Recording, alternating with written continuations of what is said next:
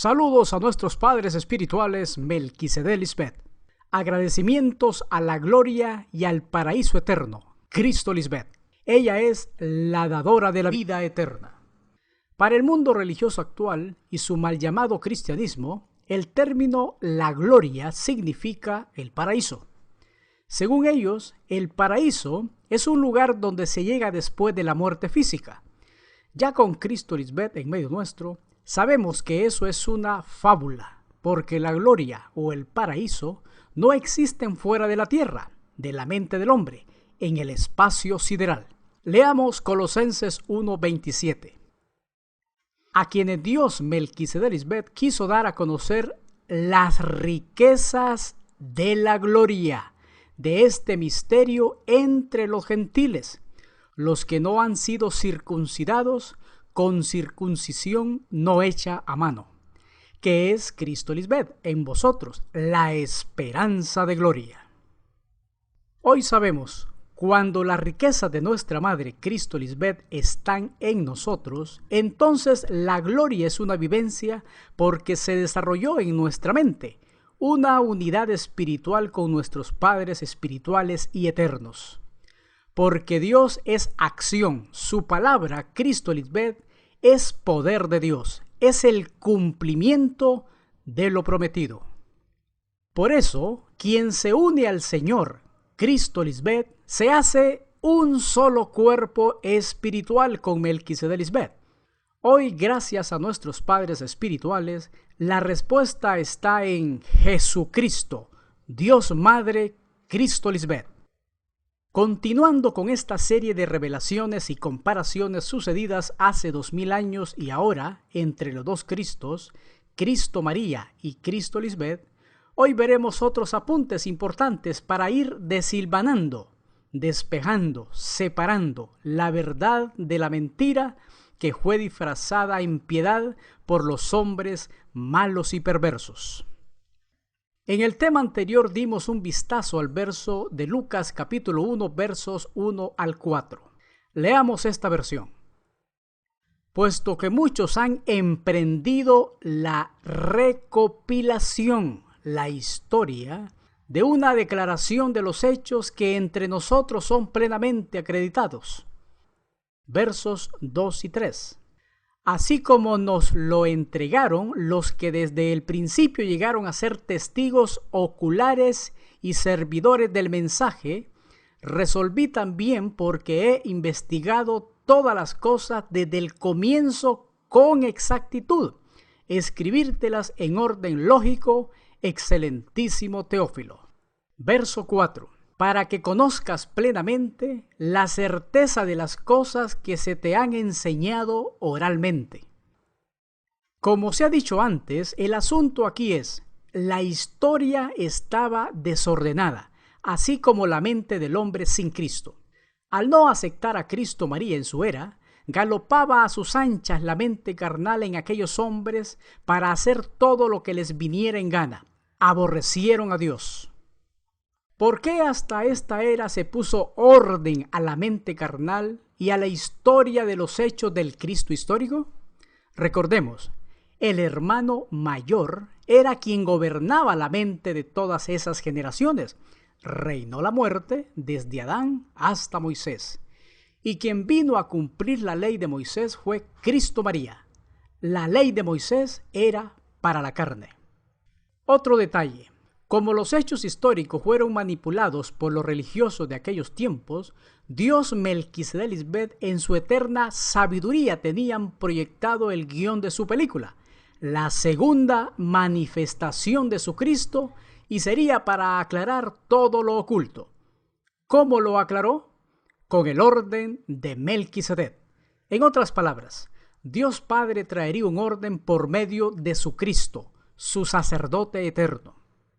Melquisedec, sentado en la mente de su amada esposa, el dedo de Dios, le escribió y explicó en su mente las cosas que no habían sido explicadas. Una vez se efectuó ese glorioso proceso, ya juntos en su trono como Melquisedec Lisbeth, develan a su pueblo los misterios jamás explicados por la sabiduría humana. Continuando con las revelaciones y comparaciones sucedidas hace 2000 años y ahora entre ambos Cristos, hoy Cristo Lisbeth desea ahondar más en los siguientes puntos. Número 1. Dios Padre no se dejó ver en su totalidad en aquella dispensación de Cristo María. Toda esa generación eran enemigos de Dios. Veamos la evidencia bíblica. Colosenses 1:21. Y a vosotros también, que erais en otro tiempo, en la era de Cristo María, extraños y enemigos en vuestra mente, haciendo malas obras, ahora, en la era de Cristo Lisbeth, os ha reconciliado. Claramente identifica a esa generación como extraños y enemigos en la mente. Veamos qué significan estas dos palabras. Extraño, que no tiene parte de una cosa, ajeno a la naturaleza o condición de una cosa de la cual forma parte. Recordemos lo escrito por Pablo. Teniendo el entendimiento entenebrecido, oscurecido, ajenos a la vida de Dios por la ignorancia que en ellos hay, por la dureza de su corazón. Efesios 4:18. Enemigo, contrario, opuesto, el que tiene mala voluntad a otro y le desea o hace mal. ¿Acaso los religiosos de su tiempo no le tenían mala voluntad a Cristo María? Desde su nacimiento se vio amenazada por Herodes. La quiso eliminar por ser la reina de los judíos. En su ministerio, ya como el Cristo, constantemente estaba amenazada de muerte. Siempre le deseaban el mal y le hicieron el mal. Ahora entendemos que al mismo Juan lo sacaron de escena. Con justa razón, Dios Padre no se dejó ver en su totalidad en ese tiempo. Rampantemente se vivía en maldad y no respetaron a su esposa. La asesinaron y escondieron su cuerpo fingiendo una resurrección mística.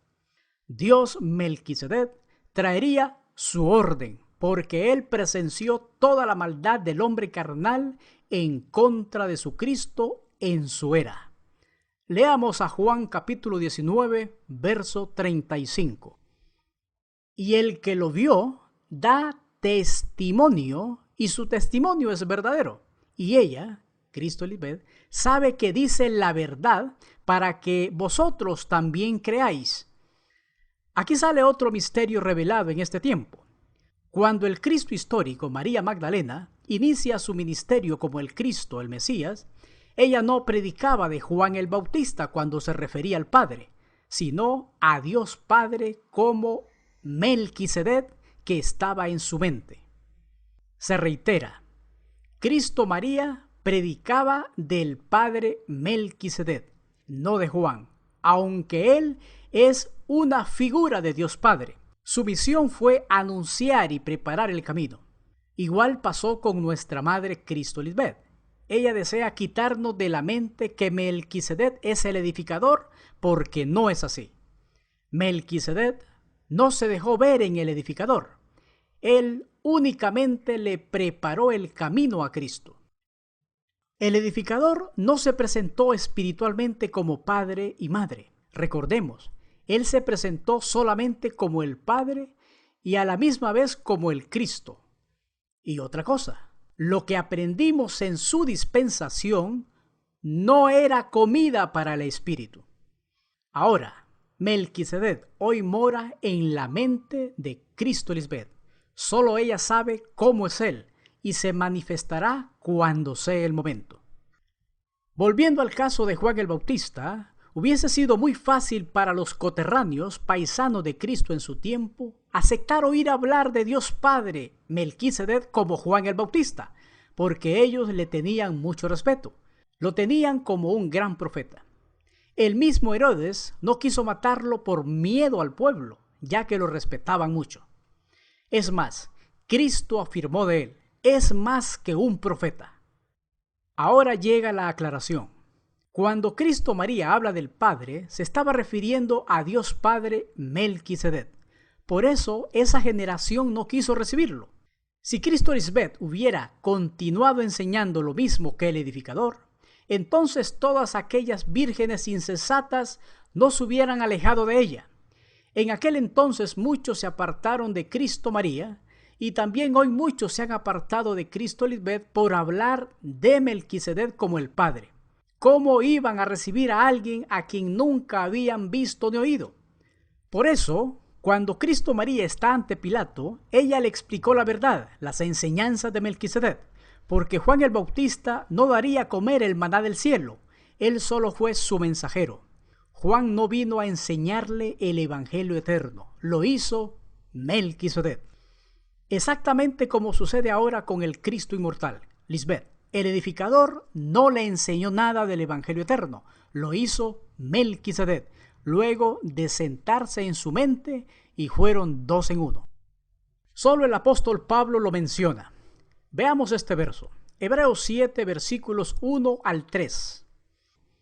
Porque este Melquisedec, rey de Salem, sacerdote del Dios Altísimo, que salió a recibir a Abraham, que volvía de la derrota de los reyes, figura de haber vencido a los deseos de la mente carnal, y le bendijo, a quien asimismo dio a Abraham los diezmos de todo, cuyo nombre significa primeramente Rey de Justicia y también Rey de Salem. Esto es, Rey de paz, sin padre, sin madre, sin genealogía, que ni tiene principio de días ni fin de vida, sino hecho semejante al Hijo de Dios, permanece sacerdote para siempre. Número 2. Respecto a Juan el Bautista, nuestra madre Cristo Lisbeth desea exponer al mundo de los hijos de Dios lo siguiente. Leamos Lucas capítulo 1, verso 15. Porque será grande delante de Dios, no beberá vino ni sidra, y será lleno del Espíritu Santo, aún desde el vientre de su madre. En otra versión se lee, porque tu hijo va a ser grande delante del Señor. No tomará vino ni licor, sidra, y estará lleno del Espíritu Santo desde antes de nacer. ¿A qué se estaba refiriendo esta profecía de no tomar vino ni licor respecto a Juan el Bautista? Antes veamos algunas referencias bíblicas sobre el consumo de bebidas alcohólicas para el caso. Aarón y sus hijos sacerdotes no podían beber vino dentro del tabernáculo antes de ministrar al Señor. Otro ejemplo, los nazareos no usaban vino cuando estaban bajo su voto. Igual pasó con los recabitas. En el libro de Proverbios, Salomón hace varias advertencias respecto al vino y demás bebidas. El mismo profeta Isaías hizo esta declaración: «Ay de los que son valientes para beber vino y hombres fuertes para mezclar bebida». Hay una profecía sobre Juan respecto a esas figuras. Leamos. No tomará vino ni licor, sidra. No se está refiriendo al consumo de alcohol. Se refería a lo siguiente. Juan no iba a beber de la sangre de Cristo, ni tampoco iba a comer su pan, porque no era para su tiempo. Por eso dice en Mateo 11:18, porque vino Juan que ni comía ni bebía, y dicen, demonio tiene. Recordemos un detalle muy importante en la misión de profeta Juan el Bautista. Su misión fue prepararle el camino al Cordero de Dios, a Cristo María. La frase, no beber mi sangre, es figura del Espíritu de vida, el nuevo pacto del Espíritu. Recordemos, la sangre es una figura porque la sangre le da vida a la carne. La otra frase, no comerá de mi pan, es figura del Evangelio eterno, predicado solo por el Cristo en ambas manifestaciones. En otras palabras, Juan el Bautista no disfrutó de las predicaciones de su esposa Cristo María. Ese alimento sólido no fue para él. Por eso él dijo de Cristo, yo a la verdad os bautizo en agua, pero viene una más poderosa que yo, de quien no soy digno de desatar la correa de su calzado. Ella os bautizará en Espíritu Santo y fuego. Lucas 3:16. Esto lo podemos comparar a Moisés, que no pudo entrar en la tierra prometida. Número 3. También en Cristo Lisbeth se cumple lo escrito en Mateo 2, versículos 13 al 15. Leamos. Cuando ya los sabios se habían ido, un ángel del Señor, Juan el Bautista, se le apareció en sueños. Por la noche lo visitó personalmente a José y le dijo: levántate, toma a las niñas y a su madre y huye a Egipto. Quédate allí hasta que yo, Juan el profeta, te avise, porque Herodes va a buscar a la niña para matarla. Verso 15. De Egipto llamé a mi hija. Como ya hemos mencionado antes, Egipto es la figura de la mente carnal, el hermano mayor, Satanás, diablo o la mente adámica, los deleites temporeros de la carne. Aunque en el Cristo histórico se cumple esta profecía, en el Cristo contemporáneo también, porque cuando Cristo Lisbeth oyó predicar por primera vez al edificador en su dispensación, diciendo que no había pecado y ni diablo, es la comparación de partir hacia Egipto. Ella se fue a Egipto, es decir, a vivir en los deleites temporales que ofrece la carne. Ahora, continuando las revelaciones y comparaciones desarrolladas hace 2000 años entre los dos Cristos, María Magdalena y Lisbeth, hoy seguiremos ahondando en la errada y mal contada historia del nacimiento de Cristo María. Antes es preciso apuntar, lo que llaman libro sagrado, las Sagradas Escrituras o la Santa Biblia es un libro vilmente adulterado. Hay una referencia interesante de los copistas de las Escrituras antiguas y es esta. En los días del sacerdote Esdras comenzaron a reconocerse a los escribas llamados Soferi. Ellos eran los copistas de las escrituras hebreas. Eran muy cuidadosos en esa labor y se narra que les aterraban los errores. Según se comenta la historia, estos copistas se hicieron muy minuciosos con esa labor al grado que contaban las palabras copiadas, incluso las letras. El hebreo se escribió solo con consonantes y fue hasta varios siglos después de Cristo María. Por lo tanto, omitir o añadir una sola letra hubiera cambiado con mucha facilidad una palabra en otra. Si se detectaba el más mínimo error para el caso, si una letra estaba mal escrita o copiada, toda esa sección del rollo era rechazada y no estaba apta para el uso dentro de la sinagoga. Por lo tanto, ese rollo se eliminaba reemplazándolo por otro sin errores.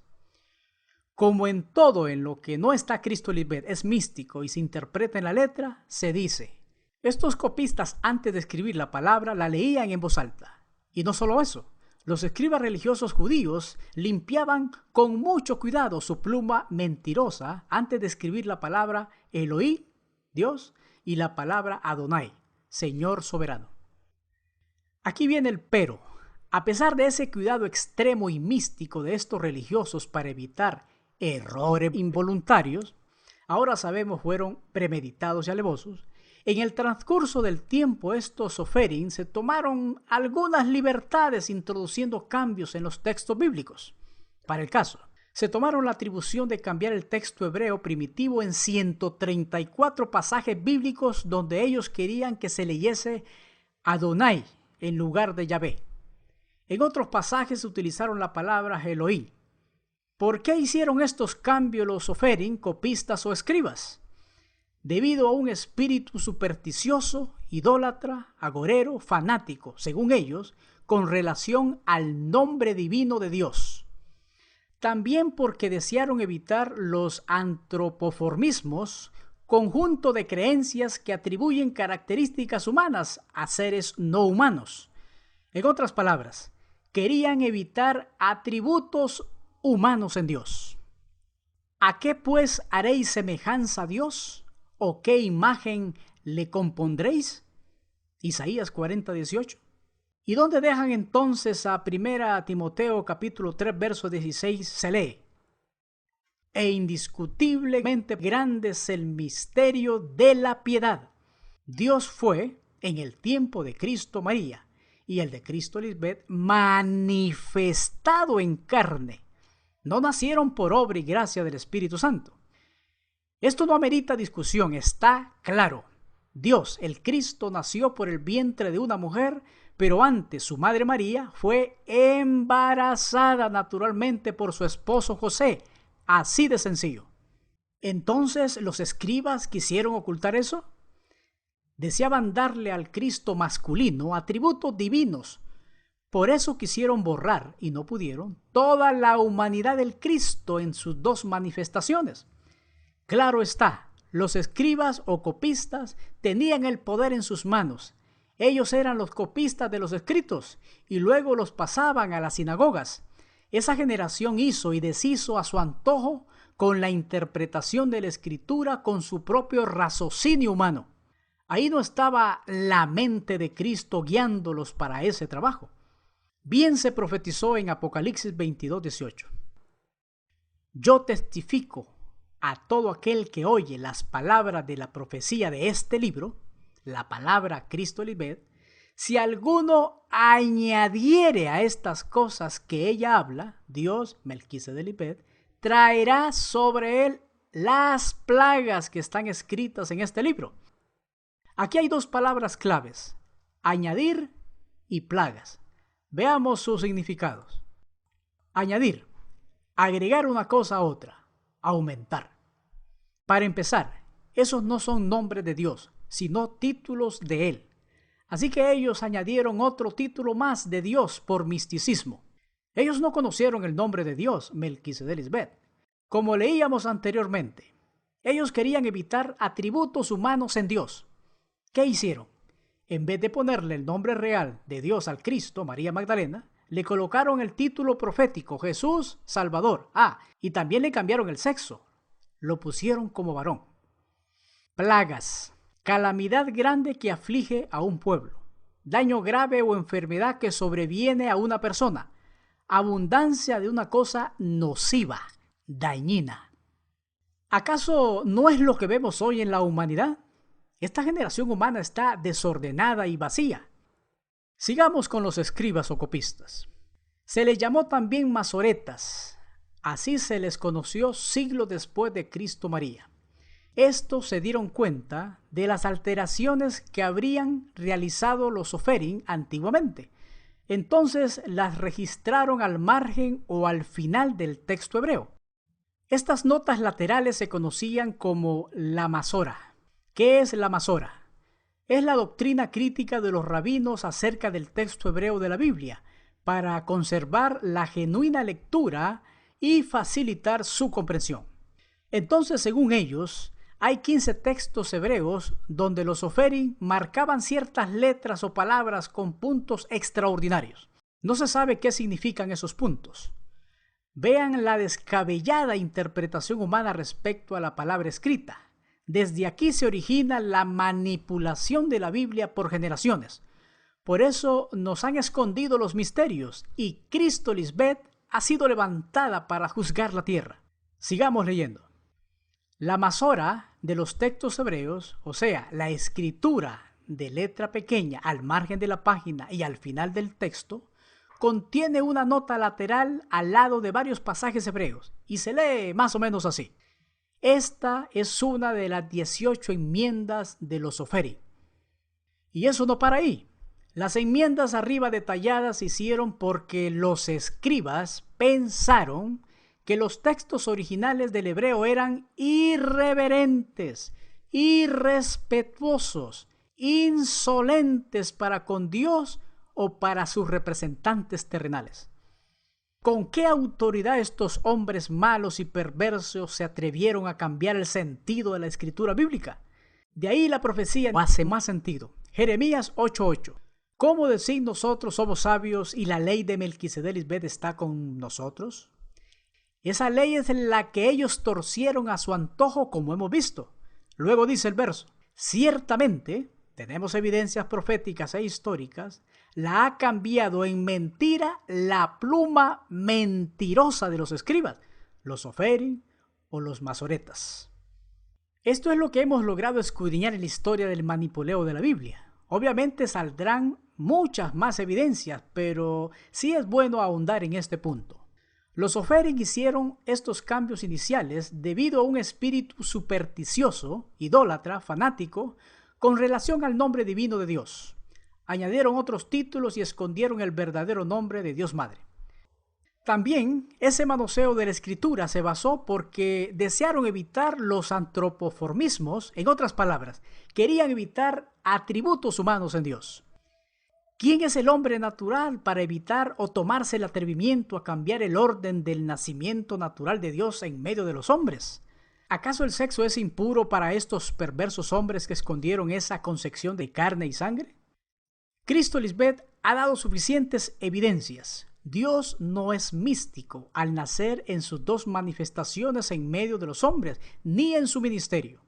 Por eso siempre se identificó como el Hijo del Hombre. Ese misticismo se lo puso el hombre terrenal con su mente hinchada que escondió la verdad ahora revelada.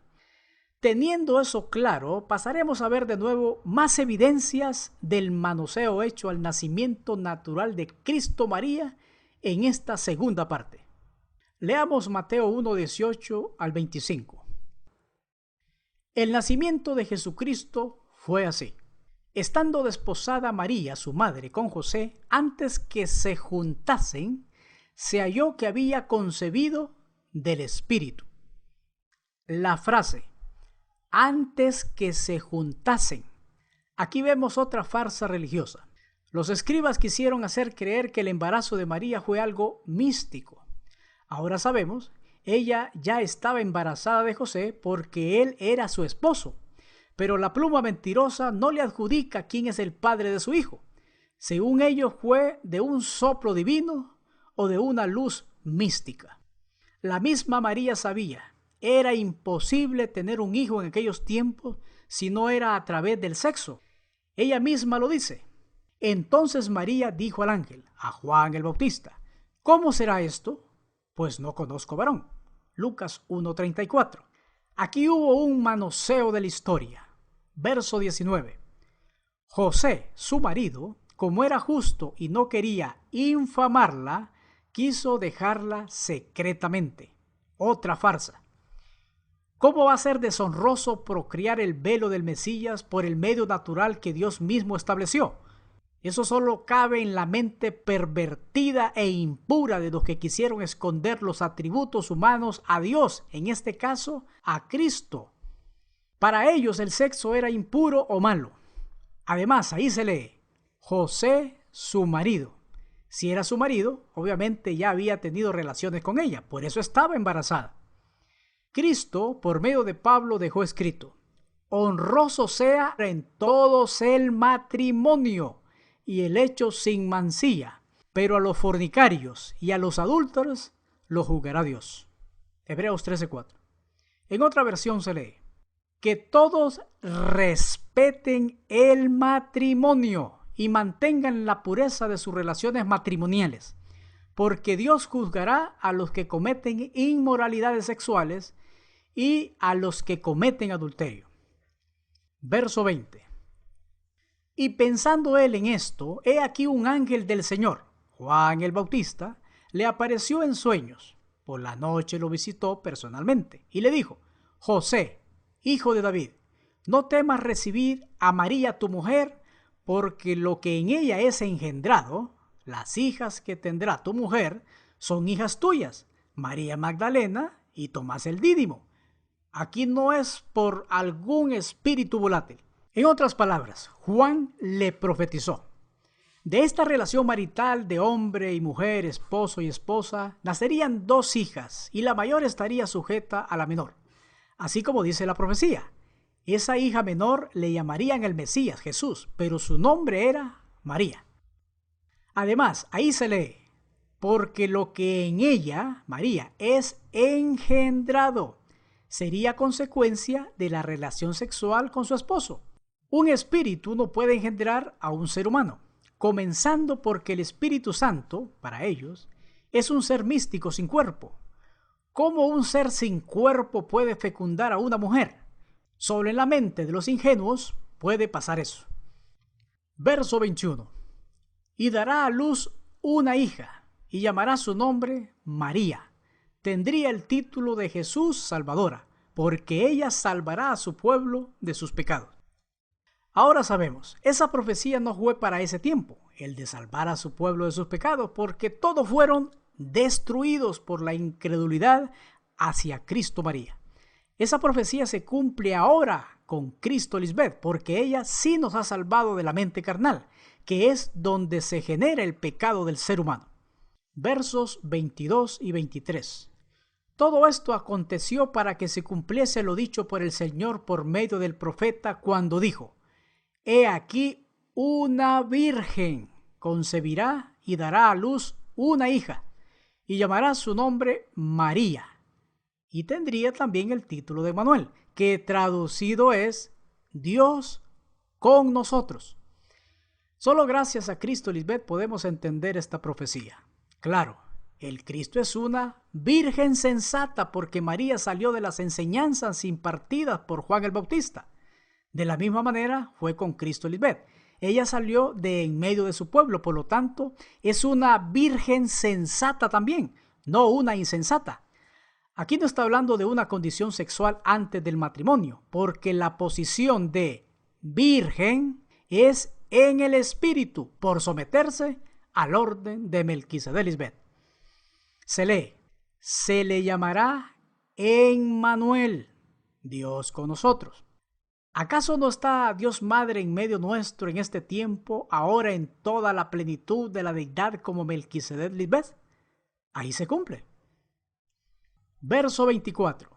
Y despertando José del sueño, volviendo en sí, luego de la plática de la noche anterior con Juan, hizo como el ángel del Señor, Juan el Bautista, le había mandado, y recibió a su mujer, claro, porque entendió lo que estaba por suceder cuando María diera a luz. María ya estaba en gestación cuando apareció Juan. No fue que salió embarazada después de la plática con Juan. Por eso José la recibió, creyó. Además, ya eran pareja. José se llegó a María, tuvo relaciones sexuales con ella porque era su mujer. Así de sencillo. Esto en oposición al verso 25 que narra: pero no la conoció antes que dio a luz a sus hijas, María y Tomás el Dídimo. Esto es una mentira. Claro que la conoció. Para eso es el matrimonio, para allegarse la pareja cuando por mutuo consentimiento deseen tener hijos. Esos hombres pervertidos hicieron tanto alboroto solo por ocultar las relaciones íntimas entre un hombre, José, y una mujer, María, los padres del primer Cristo. Y de eso se ha hecho un reguero doctrinal religioso, místico e histórico, porque hasta el día de hoy se cree puntualmente que María salió embarazada por un espíritu volátil. El Espíritu Santo bajó y la embarazó. Los religiosos argumentan: Dios tiene el poder para hacerlo. Se les aclara: el poder de Dios se perfecciona en nuestra debilidad, en nuestra humanidad. Dios siempre se ha vestido de carne y de sangre. Ese es el poder de Dios, que en un ser humano se centre todo ese poder para la gloria de Dios Melquisedec Lisbeth. Es sin misticismo, así de sencillo. En otro escrito seguiremos compartiendo estas gloriosas revelaciones y comparaciones ocurridas hace 2000 años con el Cristo histórico, cumpliéndose ahora también en nuestra Madre, Cristo Lisbeth. Amada Madre y Dios, hoy sabemos, gracias a ti, Dios fue manifestado en carne. Ambas manifestaciones del Cristo en su condición de hombre, género, triunfó en su condición de espíritu, hasta en su segunda manifestación, y fue visto por los ángeles, no místicos, alados, sino nosotros sus primicias. Fue anunciado a las naciones, las dos naturalezas, creído en el mundo, su pueblo de Rey de Salem, y recibido en la gloria. Tú eres nuestra Madre espiritual, inmortal. Amén. Aleluya.